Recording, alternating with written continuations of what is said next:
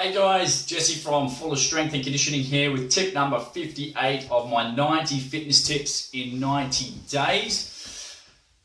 We had a very short break in between. I wanted to do 90 tips in 90 days, but yesterday was a very special day for me.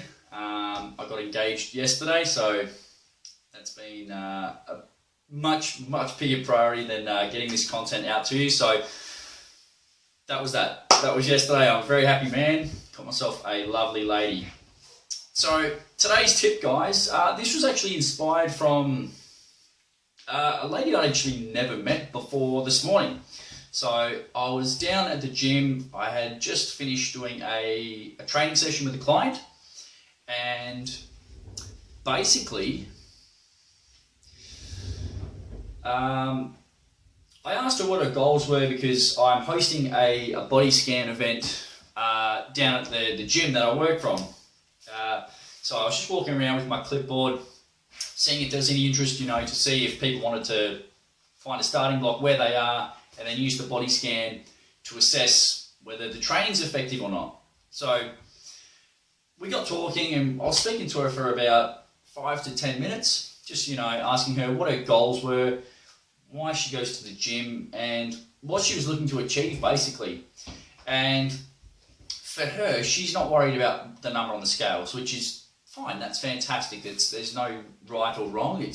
That's her goal. She prefers to use things like clothing and how she looks and how she feels as her main barometers for training success, which is awesome. So she actually has a method of how she tracks whether what she's doing or not is effective. So this is just one way, I've got a list of people now. It's growing where people are going to get hard facts and data of how much body fat they have, how much muscle, and then it's going to indicate, once we retest, whether they're heading in the right direction or perhaps they need to change things to head over here, okay? So anyway, we got talking and I asked her, she's probably in her late 40s, maybe early 50s. And we just got talking and she mentioned that her metabolism had slowed down a little bit. Now, this lady, she's got hypothyroidism, so the thyroid's not very active, but it's being treated, it's diagnosed, it's under control with her GP. So I didn't go into that too much, but I just asked her what she'd been doing for training, and she's been going to this gym for years. Sorry guys, I've got a weak connection. I hope you can still see it and hear it. But basically we got talking and she'd run me through her training week. She was exercising 6 to 7 days a week. So she was actually accumulating more than 7 hours of exercise on a weekly basis, which is quite high. That's excellent. That's a really high training frequency. But yet she still didn't quite have the body that she wanted. She still wanted to trim up a little bit and tone her arms and things like that. So we went into what type of training she'd been doing. She's been doing a lot of fitness classes, so she enjoys the class aspect of things, which is fine. She enjoys it, which is the main thing. But in terms of getting results and altering the metabolism, I outlined to her 2 reasons that the metabolism slows down. And this is what happens, especially as we age.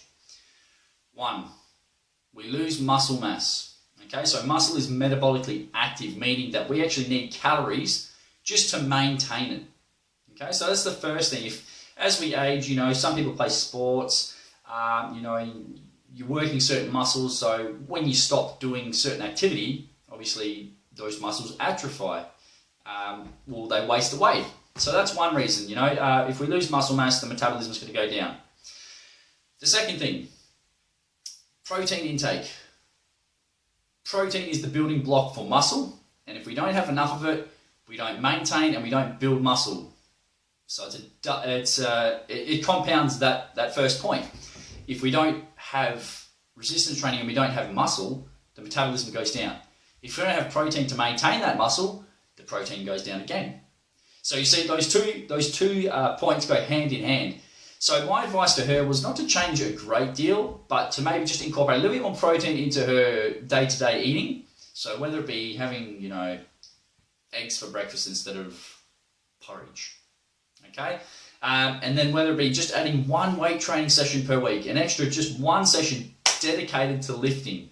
And her resistance to that was that she didn't like the gym area. you know, there's big guys out there, the weights, they're scary, which that's normal. I've heard it quite a lot, which is, it's a natural feeling. And there is a way you can get around it.